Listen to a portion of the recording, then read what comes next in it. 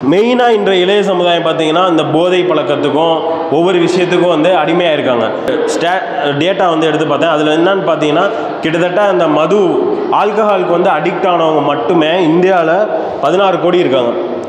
16 கோடி பேரும் ஆல்கஹாலுக்கு அடிக்ட் ஆகிருக்காங்க. அதுக்கப்புறம் பார்த்தீங்கன்னா 3.1 கோடி பேர் வந்து இந்த கஞ்சான்றாங்களா, கஞ்சா அபீன், அதுக்கு வந்து 3 கோடி பேரும், அதுக்கப்புறம் 2.5 கோடி பேர் வந்து மற்ற போதைப் பொருளுக்கு அடிமையாக இருக்காங்க. இவங்களோட மெயினான இதில் வந்து இஸ்லாமியர் முஸ்லீம்கள் இப்படின்னு பேசுகிறத விட இதில் மெயினாக இருக்கிற காரணம் வந்து இதை பாவமாக அவங்க கருதுறதுதான். இதுக்கு காரணம் வந்து என்னன்னு பார்த்தீங்கன்னா அவங்கக்கிட்ட சரி இப்போ ஒரு பாவத்தை ஒருத்தன் வந்து பண்ண போகிறான் அப்படின்னு சொன்னால் அவங்ககிட்ட இருக்கக்கூடிய நல்ல குணங்கள் வந்து ஏகப்பட்டது இருக்கும். அதாவது தொழக்கூடியனா கூட சில பேர் இருப்பாங்க, ஆனால் ஒரு சில பாவங்களை பண்ணக்கூடியவங்களாக இருப்பாங்க. அப்போ வந்து அவனை வந்து எதன் மூலமாக ஒரு தாவா அவன் எதன் மூலமாக அவனை இது பண்ணலாம் அப்படின்னு சொன்னாக்கா அந்த நல்ல விஷயங்கள் மூலமாக அவனை இழுக்கலாம். இது வந்து இதுக்கு நிறையா வந்து வரலாறு சம்பவங்களுமே இருக்குது. நபி ஸல்லல்லாஹு அலைஹி வஸல்லம் காலத்திலே பார்த்தீங்கன்னா அபு மெஹ்ஜான் அப்படின்னு சொல்லி ஒரு நபித்தோழர் இருந்தார். ஒரு ஃபேமஸான நபித்தோழர் கிடையாது, அபு மெஹ்ஜான் அப்படின்னு சொல்லி ஒரு நபித்தோழர் இருந்திருக்காரு. அவர் வந்து பார்த்தீங்கன்னா நிறையா நல்ல விஷயங்கள், ஆனால் ஷைத்தான் வந்து ஒரு விஷயத்தில் வந்து வழிகெடுத்து வச்சுருந்தான். எதில் அப்படின்னு சொல்லி பார்த்தீங்கன்னா இந்த மாதிரி குடிக்கக்கூடியவராக இருந்தார், மதுபானம் அருந்தக்கூடியவராக இருந்தார். அதை வந்து அவரால் விடவும் முடியல. நபி ஸல்லல்லாஹு அலைஹி வஸல்லம் காலத்திலே நிறையா தடவை வந்து நபி ஸல்லல்லாஹு அலைஹி வஸல்லம் காலத்திலே பார்த்தீங்கன்னா நிறையா தடவை வந்து அதுக்காக வந்து அவர் தண்டிக்கப்பட்டிருக்காரு. அது மட்டும் இல்லாமல் நபி ஸல்லல்லாஹு அலைஹி வஸல்லம் காலம் முடிஞ்சு அபூபக்கர் சித்திக் ரலியல்லாஹு அன்ஹு காலத்திலே அவர் தண்டிக்கப்பட்டிருக்காரு. அதுக்கப்புறம் உமர் ரலியல்லாஹு அன்ஹு வயசான பிறகு உமர் ரலியல்லாஹு அன்ஹு கலீஃபாவாக இருக்கப்பையும் அவர் வந்து தண்டிக்கப்பட்டிருக்காரு. உமர் அன்ஹு வந்து என்ன பண்ணாங்க அப்படின்னு சொன்னால் அவர் வந்து நாடு கடத்திட்டாங்க.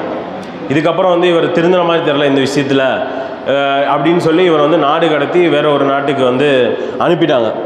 அதில் பார்த்தீங்கன்னு வச்சுன்னா அந்த நாடு கடத்தின இடத்துலேருந்து தப்பிச்சு ஓடிட்டார் ஒரு இடத்துக்கு. அந்த இடம் வந்து காதிசியா அப்படின்னு சொல்லி ஒரு போர் நடந்தக்கூடிய இடம் ஈராக் பகுதியில் வந்து இருக்குது. அந்த இடத்துக்கு போயிட்டார். அங்கே வந்து அந்த போருக்கு தலைமை யார் பார்த்தீங்கன்னா சாத் இப்னு அபி வக்காஸ் ரலியல்லாஹு அன்ஹு அவங்கக்கிட்ட வந்து போயிட்டார். அந்த போரில் வந்து அவர் கலந்துருக்கார் முதல்ல. ஆனால் அந்த இடத்துல இந்த போதை பழக்கம் விஷயம் தெரிஞ்சு சாத் இப்னு அபி வக்காஸ் ரலியல்லாஹு அன்ஹு என்ன பண்ணுறாங்க, அவரை வந்து இது ரிமாண்ட் பண்ணி கையை கட்டி வீட்டில் தான் இருக்கணும், நீ வந்து போரில் வந்து கலந்துக்கக்கூடாது அப்படின்னு சொல்லி அவங்கள இது பண்ணிட்டாங்க. அவர் வந்து கெஞ்சுறாரு, யார் அபு மெஹ்ஜின்றவர் வந்து கெஞ்சுறாரு, இந்த மாதிரி நான் போரில் கலந்துக்கிறேன், நான் இனிமேல் இந்த இது பண்ண மாட்டேன் அப்படின்ற மாதிரி சொல்லி இது பண்ணுறாங்க. நீங்கள் வந்து இதுவுமே வந்து எங்களுக்கு டிஸ்டர்பன்ஸாக போரில் இருக்க வேணாம், நீங்கள் வந்து வீட்டிலே இருங்க அப்படின்னு சொல்லி சாத் இப்னு அபி வக்காஸ் அவங்க வீட்டுக்கு பின்னாடியே வந்து கட்டி அவங்கள வந்து விட்டுறாங்க. விட்டுட்டு இந்த காதிசியா அப்படின்ற போர் பார்த்தீங்கன்னா நாள் கணக்கில் நடக்கக்கூடிய போர். கிட்டத்தட்ட 5 நாளோ 6 நாளோ வந்து நடந்துகிட்ருக்கு. அப்போ வந்து வீட்டில் நடந்துகிட்ருக்கப்போ அந்த வீட்டில் வந்து இவரை கட்டி போட்டிருக்கப்போ அவங்க வந்து கேட்குறாங்க, இந்த மாதிரி அவங்க மனைவி வரப்போ வந்து கேட்குறாங்க, இந்த மாதிரி என்னை வந்து இந்த போருக்கு நான் போகிறேன், என்னை தயவு செஞ்சு விடுங்க. நீங்கள் சப்போஸ் அந்த போரில் வந்து நான் சண்டையிட்டு மௌத்தா போயிட்டேன் அப்படின்னு சொன்னால் உங்களுக்கு நிம்மதி, அதுக்கப்புறம் என்னால் எந்த தொந்தரவும் இருக்காது, நான் நிம்மதியாக அதுக்கப்புறம் நான் வந்து வரமாட்டேன் மௌத்தா போயிட்டேன்னா. ஆனால் அதுக்கப்புறம் நான் வெற்றி அடைஞ்சிட்டேன், சப்போஸ் இந்த போரில் போய் சண்டையிட்டு நாங்கள் வெற்றி அடைஞ்சிட்டோம் அப்படின்னு சொன்னால் இந்த இடத்துக்கு வல்லாயி சொல்கிறேன், திரும்பி வந்துடுவேன், நீங்கள் என்னை கட்டி போட்டுருங்க அதே மாதிரி அப்படின்னு சொல்லி அபு மெஹ்ஜின்றவர் சொல்கிறார். சொல்லவும் சாத் இப்னு அபி வக்காஸ் ரலியல்லாஹு அன்ஹு அவங்க மனைவி என்ன பண்ணுறாங்க, ரொம்ப நியாயமான இதாக தான் கேட்குறாங்க அப்படின்னு சொல்லிட்டு விட்டுட்டாங்க. அவர் என்ன பண்ணியிருக்காரு, முகத்தெல்லாம் மூடிக்கிட்டு எந்த அளவுக்குன்னு சொன்னால் ரொம்ப வீரமாக, அதாவது அந்த போரில் தனிப்பட்டு தெரிகிற அளவுக்கு கான்ட்ராஸ்டாக சண்டை போட்டிருக்காரு. சாத் இப்னு அபி வக்காஸ் ரலியல்லாஹு அன்ஹு கேட்குறாங்க, யார் அது இந்த மாதிரி இவ்வளோ இதாக சண்டை போடுறது, போர் முடிஞ்சுமே போர் வந்து வெற்றி அடைஞ்சிட்டாங்க, அந்த போர் வெற்றி அடைஞ்ச ஒரு 4-5 நபர்கள் முக்கியமான நபர்கள் காரணமாக இருப்பாங்கள்ல, அதில் இவரும் ஒருத்தர். ஆனால் முகத்தை காட்டலை, யாருன்ற முகத்தை ரிவீல் பண்ணலை. முடிஞ்ச பிறகு கேட்குறாங்க, அந்த ஆள் யார், எங்கே இருக்கீங்க அப்படின்னு சொல்லி கேட்குறப்ப யாரும் பதிலும் சொல்லலை. வீட்டுக்கு வந்து நேராக வந்து அவங்க மனைவி கிட்ட சொல்கிறாங்க, இந்த மாதிரி போரில் வந்து இன்றைக்கி வெற்றி அடைஞ்சதுக்கு மிகப்பெரிய காரணமாக ஒருத்தர் இருந்தார், அவர் யாருன்னு தெரியல, முகத்தை மூடி நம்ம மாதிரி சண்டை போட்டார் அப்படின்னு சொல்லி. அப்போ வந்து அவங்க மனைவி சொல்கிறாங்க, இந்த மாதிரி வேறு யாரும் இல்லை, நீங்கள் வந்து கட்டி போட்டு போனீங்கள இவர் அபு மெஹ்ஜான் அவங்க தான், ஆனால் வந்து இந்த மாதிரி கேட்டாங்க என்கிட்ட, சப்போஸ் ஜெயிச்சுட்டா வந்து இந்த மாதிரி தோத்துட்டா வந்து இந்த மாதிரின்னு சொன்னாங்க, அதனால் நான் விட்டுட்டேன் அப்படின்னு சொன்னேன். உடனே வந்து சாத் இப்னு அபி வக்காஸ் அவங்கக்கிட்ட நேராக போய் அழுது அவங்கள கட்டி பிடிச்சி, இந்த மாதிரி நீங்கள் விரும்பிய இடத்துக்கு நீங்கள் போங்க, அவுத்து விட்டு நீங்கள் விரும்பிய இடத்துக்கு நீங்கள் போங்க, உங்களை நான் இதுக்கப்புறம் வந்து எந்த விதமான இதுவுமே ரிமாண்டோ எதுவுமே கட்டியும் போட மாட்டோம், எதுவுமே பண்ண மாட்டோம், நீங்கள் குடித்தாலும் கூட அப்படின்ற மாதிரி ஒரு வார்த்தையை சொல்லிட்டாங்க. இந்த இதை வந்து நிறைய பேர் பதிவு செய்ய மாட்டாங்க. பட் ஆனால் எதுக்காக சொல்கிறாங்க அப்படின்னு சொன்னால் அவர்கிட்ட இந்த நல்ல குணங்கள் மிகுந்து இருந்துச்சு.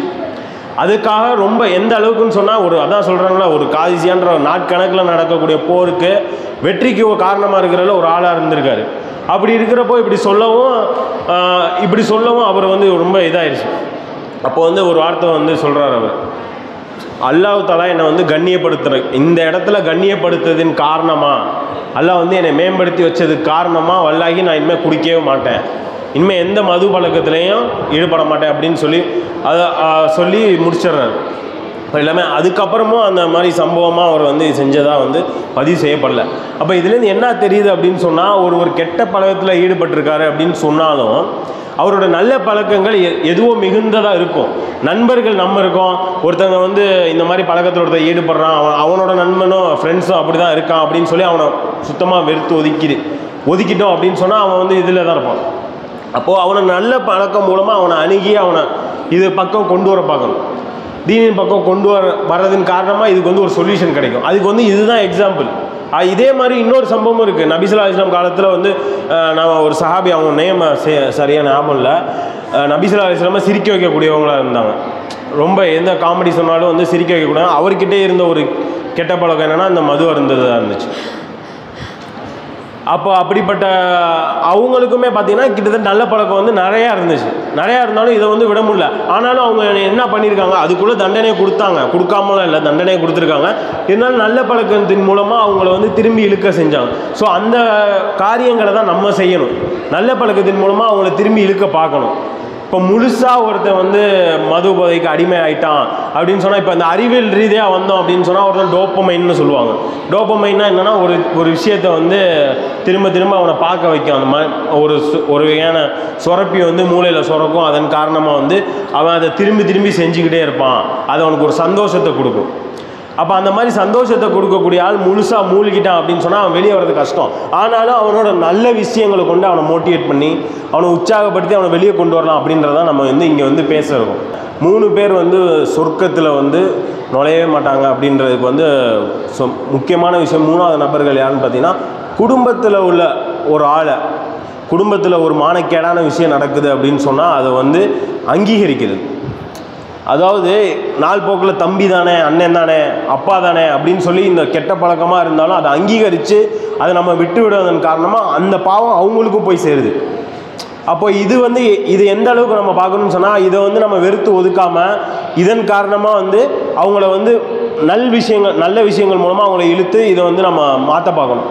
ஸோ இன்ஷா அல்லாஹ் வந்து இந்த மாதிரி இதக்கூடிய விஷயங்களை தக்குவாவை, ஏன்னா தக்குவா பயபக்தி தான் ஒரு மனுஷனை வந்து சரியான சிந்தனையில் வந்து கொண்டு போகும், சரியான முடிவுகளை எடுக்க வைக்கும், சரியான வந்து எப்படி சொல்கிறது, 2 வழிகள் இருக்குது அப்படின்ற ஒரு சந்தேகத்தை உருவாக்காமல் அல்லாஹ் மேலே உள்ள பயம், இந்த வழி தான் சரியான வழி அப்படின்ற வழியை தேர்ந்தெடுக்கக்கூடிய ஒரு சக்தியை வந்து இறையச்சம் தான் நமக்கு கொடுக்கும்.